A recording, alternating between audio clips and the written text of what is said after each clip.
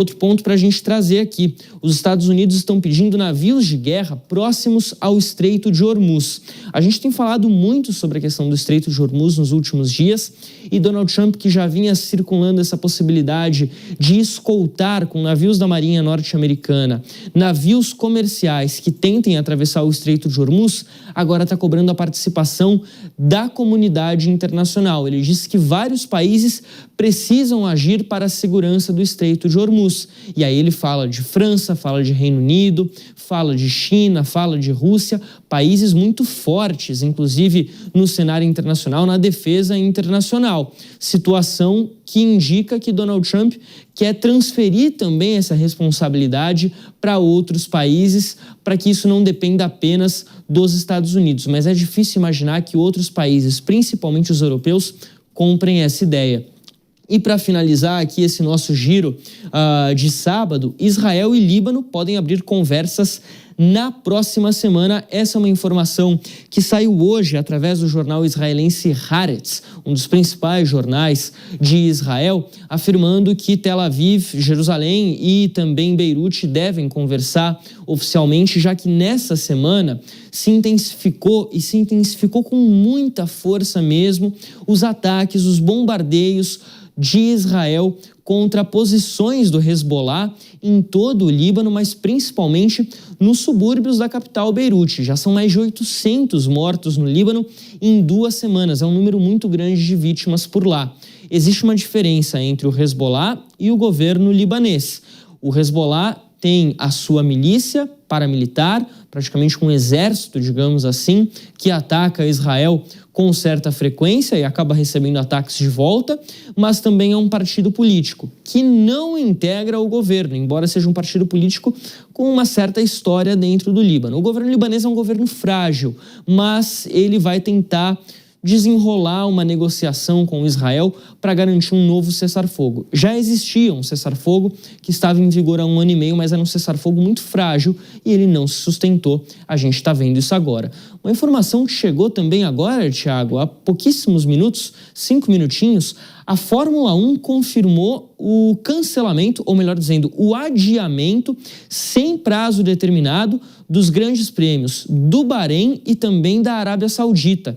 Essas 2 provas estavam marcadas agora para o mês de abril, que começa daqui a pouquinho, começa daqui 2, 3 semanas, e elas não vão acontecer. A organização da Fórmula 1 publicou nas redes sociais um comunicado, disse que até estudou alternativas para substituir essas provas em abril, mas que nesse momento não haverá nenhuma substituição. Essas provas estão suspensas, eles esperam que elas ocorram ainda esse ano, a Fórmula 1 espera que ela ocorra ainda esse ano, mas não há previsão de que isso vá acontecer. Bom, o Fabrício continua aqui com a gente para participar de uma entrevista agora, porque na guerra do Oriente Médio, como nós já destacamos aqui, o presidente Donald Trump pediu nesse sábado para que a China e a França e o Reino Unido enviem navios com o objetivo de garantir a segurança no Estreito de Hormuz. E o nosso entrevistado agora é o professor da Escola de Comando do Estado-Maior do Exército, Sandro Teixeira Moita. Tudo bem, professor? Como sempre, muito obrigado por atender aqui a Jovem Pan. Boa noite, bem-vindo.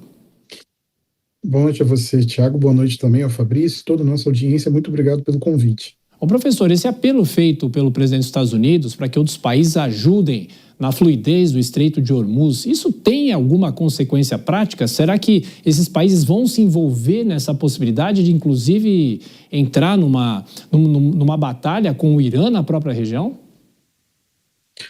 Veja, Thiago, o que a gente pode estar vendo aqui é uma pressão, possivelmente, ao desejo americano de que esses países se envolvessem nas operações militares, mas é óbvio que esses países não têm interesse em fazer parte desse conflito. Mas eles têm, por exemplo, a China, uma grande capacidade de fazer pressão de bastidores sobre o Irã para permitir a abertura do estreito em melhores condições.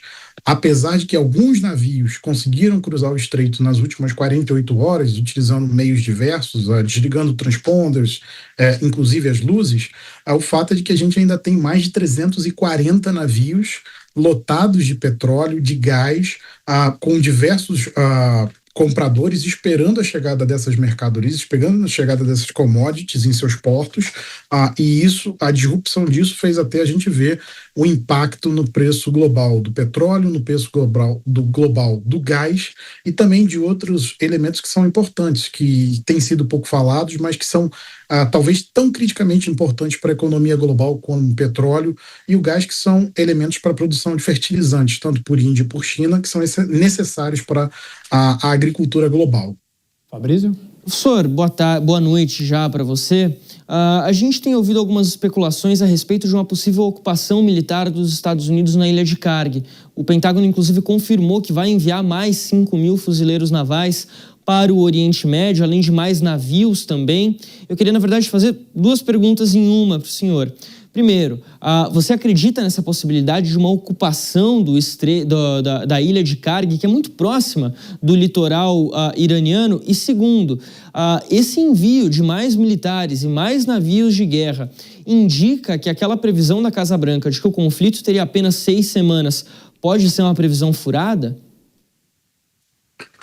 Fabrício, eu vou começar respondendo você pela última pergunta, porque, na verdade, as duas perguntas têm uma resposta que é mais de $1 bilhão.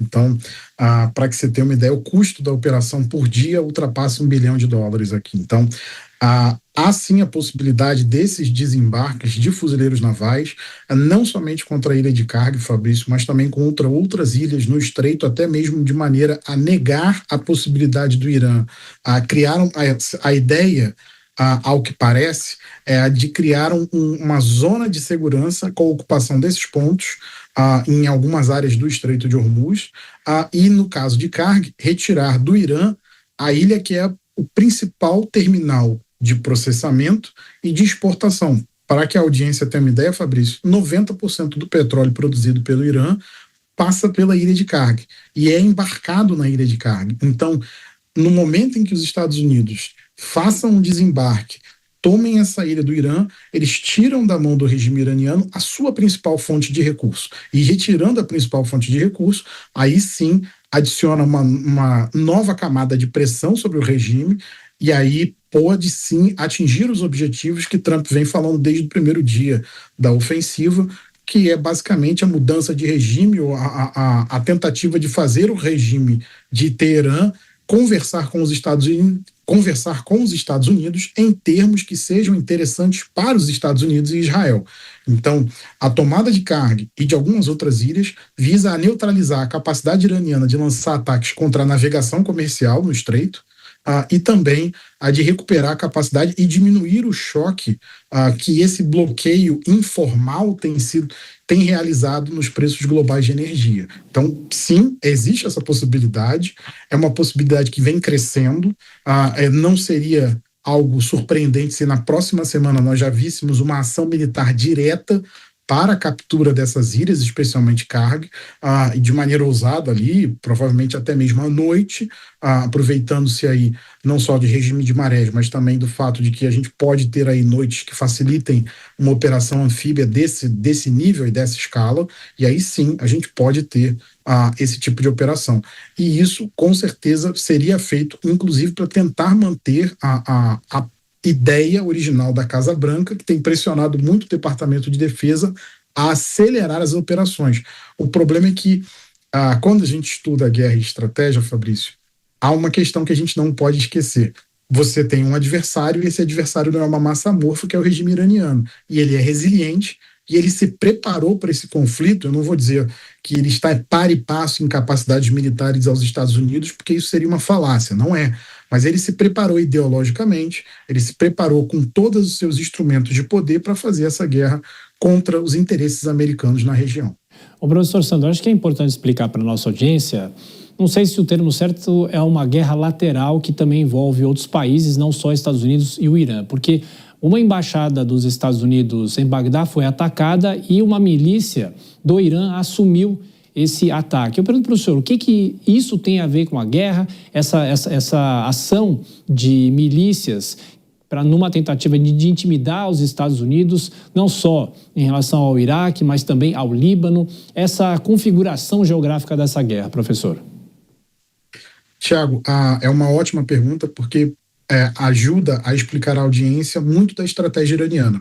Então, durante anos, durante décadas, o Irã se dedicou a criar uma estrutura de grupos não estatais em diversos países, Síria, Iraque, Líbano, mesmo nos territórios palestinos, no Iêmen e em diversos outros países, grupos que seriam pró-Irã, e denominou-os de eixo da resistência. Os israelenses, inclusive, têm uma expressão curiosa, eles chamam esses grupos de anel de fogo, porque boa parte desses grupos é hostil a Israel e faz ataques a Israel, como, por exemplo, o Hezbollah do Líbano, a Jihad Islâmica Palestina de Gaza, dentre outros grupos que são apoiados ou simpatizantes ao Irã e são apoiados pelo Irã de maneira logística, com armamento e por aí vai, e fazem ataques a Israel e aos interesses americanos. Então, esse ataque que a gente viu na embaixada americana contra um radar que apoia os sistemas de defesa dessa embaixada americana em Bagdá, ele foi feito por uma das milícias iraquianas. Você tem 4 grandes milícias iraquianas que são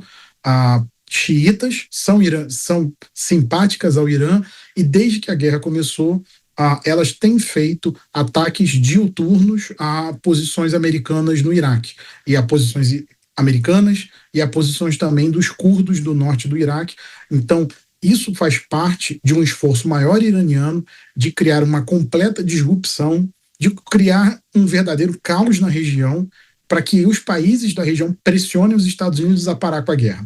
Então, isso há uma estratégia calculada, considerada, e estamos vendo diversos desses ataques. Não à toa, a gente também tem visto os ataques do Hezbollah com intensidade desde o 3º dia de guerra contra Israel, que são coordenados com os ataques iranianos justamente para criar um sentimento de esgotamento da população israelense.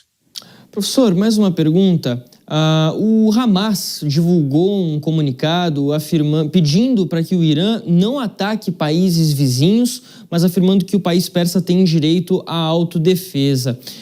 Tem uma história em meio a essa guerra que acabou ficando praticamente completamente esquecida, que é a questão da chamada solução dos 2 estados. Como é que você acredita que esse conflito, embora o Irã não esteja diretamente envolvido com isso, mas como que você acredita que esse conflito pode acabar talvez atrasando essa negociação, essa questão envolvendo a solução de 2 estados, Israel e Palestina?